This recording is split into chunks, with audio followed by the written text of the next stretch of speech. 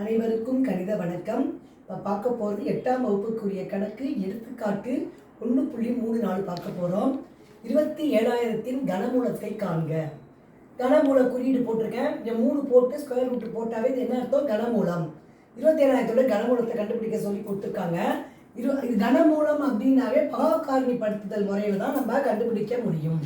அப்போ 27,000 நான் என்ன பண்ண போகிறேன், என்ன நம்பராலெல்லாம் வகுத்துக்கிட்டு வரோம்னு பார்ப்போம். இப்போ பார்த்தா ஃபஸ்ட்டு நான் 2ஆல் வகுக்கிறேன். 4 2 2 6 10ல் I 2 10 இது 2 0. அடுத்து பாருங்கள், திரும்பவும் 2ஆல் வகுக்கிறேன். 6 2 12 மீதி 1 15ல் 7 2 14 மீதி 1 10ல் I 2 10 இந்த 0 போட்டுக்கிறேன். அடுத்து 2ஆல் திரும்பவும் வகுக்கிறேன். 2 6 6 மீதி 1 15ல் 7 2 14 மீதி 1 10ல் I 2 10. அடுத்து நான் என்ன செய்கிறேன், 5ல் முடிஞ்சதுனால 5ஆம் வாய்ப்பாடில் வகுக்கிறேன். 6 30 மீதி 3 37ல் 7 35 மிச்சம் 2 25ல் I 25. திரும்பவும் என்ன செய்கிறேன், 5ஆம் வாய்ப்பாடிலே வகுக்கிறேன். 4 5 மீதி 1 17ல் 2 3 15 மீதி 2 25ல் I 25. திரும்பவும் என்ன செய்கிறேன், 5ஆலேயே வகுக்கிறேன்.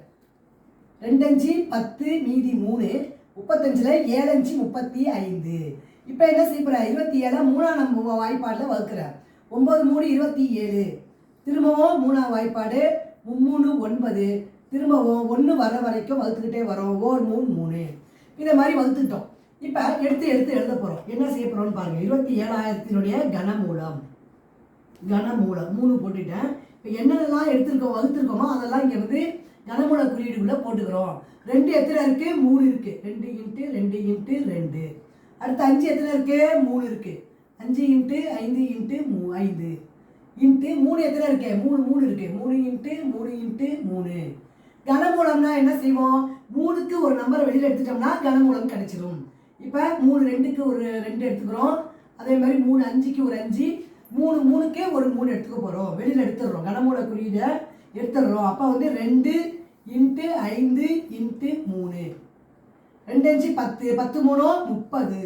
அப்போ ஆன்சர் என்ன, 27,000 கனமூலம் இஸ் ஈக்குவல் டு ஆன்சர் எவ்வளோ கிடைச்சிருக்கு, 30. பகாக்காரணிப்படுத்துதல் முறையில் கனமூலம் கண்டுபிடிச்சி போடணும். புரிஞ்சுங்களா?